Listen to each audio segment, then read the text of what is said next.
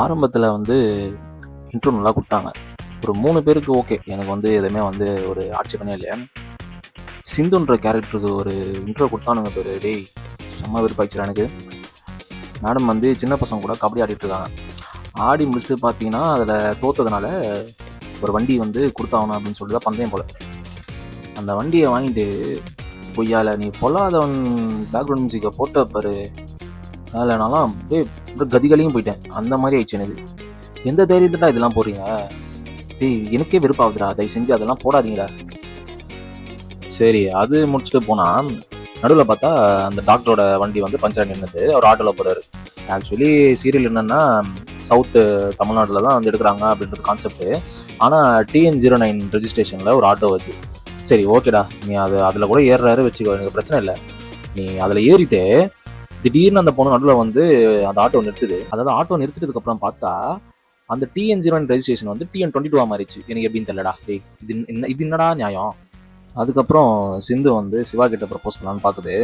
So அதனால என்ன பண்ணுறாங்க, மேடம் வந்து அந்த பைக்லேயே வந்து கூப்பிட்டு போயிட்டு ஹாஸ்பிட்டல் நிறுத்துறாங்க. ஹாஸ்பிட்டலில் ஜூம் பண்ணால் அது ஆர்கே ஹாஸ்பிட்டல். ஓகேவா? ஹார்ட் பீட்டில் ஆர்கே ஹாஸ்பிட்டலில் அதே வந்து இங்கே என்ன ஆயிடுச்சு, டிஎஸ் ஹாஸ்பிட்டலாக மாறிடுச்சு. அவ்வளோதான் கான்செப்ட். குச்சமே இல்லை. எதிர்பார்க்கவே இல்லையே. அப்புறம் ஹாஸ்பிட்டல் உள்ளே போனால் தான் தெரியுது சிவாவுக்கு ஒரு கேர்ள் ஃப்ரெண்ட் இருக்காங்க அப்படின்னு சொல்லிட்டு. அதோட முடியுது. அதுக்கடுத்து பார்த்தீங்கன்னா போக போக ஓரளவுக்கு கொஞ்சம் இதுவாக தான் போச்சு. அடுத்த எபிசோடில் பார்த்தீங்கன்னா அவங்க அண்ணன் வந்து தங்கச்சிக்காக இது பண்ணுது. அந்த சென்டிமெண்ட் சீன் தான் கொஞ்சம் இதுவாக போச்சு. அதுலேயும் நடுவில் வில்லத்தனமும் நிறைய இருந்துச்சு. யார் பார்த்தோன்னா சிவா அவங்க அம்மா, அதுதான் இருக்குது பெரிய வில்லி. பயங்கரமாக வில்லத்தனம்லாம் பண்ண ஆரம்பிச்சிட்டாங்க ஸ்டார்டிங்கில். அதுக்கப்புறம் இந்த பொண்ணு வந்துட்டு ஸ்னேகா, அதாவது சிவாவோட கேர்ள் ஃப்ரெண்ட் வந்துட்டு எனக்கு வந்து உங்கள் சிவாவை நான் லவ் பண்ணுறேன், எனக்கு கல்யாணம் பண்ணி வைங்க அப்படின்றது கேட்குறாங்க.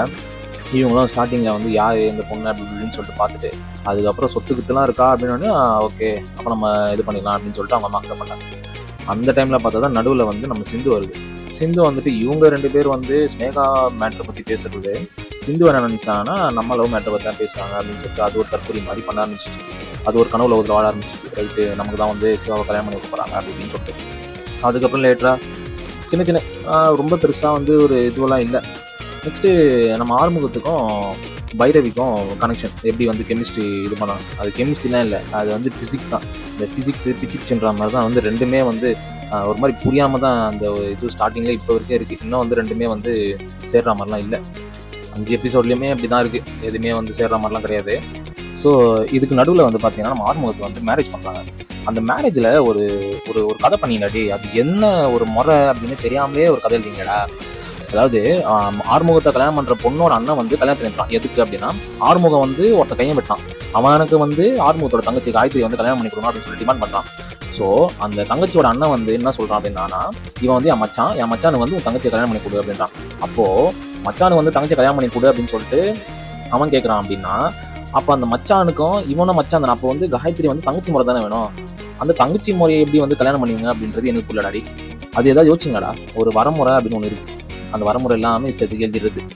அப்புறம் இன் பிட்வீனில் பார்த்தீங்கன்னா ஒரு நாள் ஸ்ட்ரைக் நடக்குது. அப்போ வந்து நம்ம பைரவி வந்து பெங்களூரில் இன்டர்வியூ அட்டன் பண்ணணும் அப்படின்ற ஒரு நெருக்கடி. அந்த டைமில் பஸ் ஸ்ட்ரைக்குன்றதுனால நம்ம ஆறுமுகத்தை என்ன பண்ணுறாரு, பைரவியோட அப்பா வந்து அனுப்பிச்சு இது மாதிரி நீங்கள் வந்து பெங்களூரில் போய் ட்ராப் பண்ணுற பொண்ணுக்கு இன்டர்வியூ இருக்குது அப்படின்னு சொல்லிட்டு அதுக்கப்புறம் தலைவர் என்ன பண்ணுறாரு, அவரோட வண்டியில் கூப்பிட்டு போயிட்டாரு. காரில் வந்து ஜீப்பில் கூப்பிட்டு போயிட்டு ட்ராப் பண்ணுறாரு. ட்ராப் பண்ணி ஒரு தேங்க்ஸ் கூட சொல்ல, அந்தளவுக்கு இருக்குது அவங்க 2 பேருக்குள்ள. ஒரு தேங்க்ஸ் கூட ஒரு கர்ட்டசி கூட சொல்ல அப்படின்ற பட்சத்தில் லாஸ்ட்டாக பார்த்தீங்கன்னா நம்ம ஆறுமுகத்தோட அம்மா வந்து அழுதுட்டு இருக்காங்க கோவிலில். இந்த மாதிரி என் பையனுக்கு யாருமே பொண்ணு தர மாட்டாங்க அப்படின்ற டைமில் நம்ம பாரி வள்ளல் மாதிரி பைரவியோட அப்பா வந்து என்ன பண்ணிட்டாரு, என் பொண்ணை வந்து உன் பையனை கல்யாணம் பண்ணி தரேன் அப்படின்னு சொல்லி வாக்கு கொடுக்குறாரு. இதுக்கு மேலே என்ன நடக்குதுன்னு சொல்லிட்டு நெக்ஸ்ட் வீக் பார்க்கலாம். மொத்தத்தில் இந்த 5 எபிசோடும் வந்து அந்தளவுக்கு எதுவுமே சொல்கிற மாதிரி இல்லை. வேணும்னா அடுத்த வாரம் பார்க்கலாம் என்ன மாதிரி இருக்குது, ஏதாவது புதுசாக டெவலப் பண்ணுறாங்களா அப்படின்னு சொல்லிட்டு பார்ப்போம்.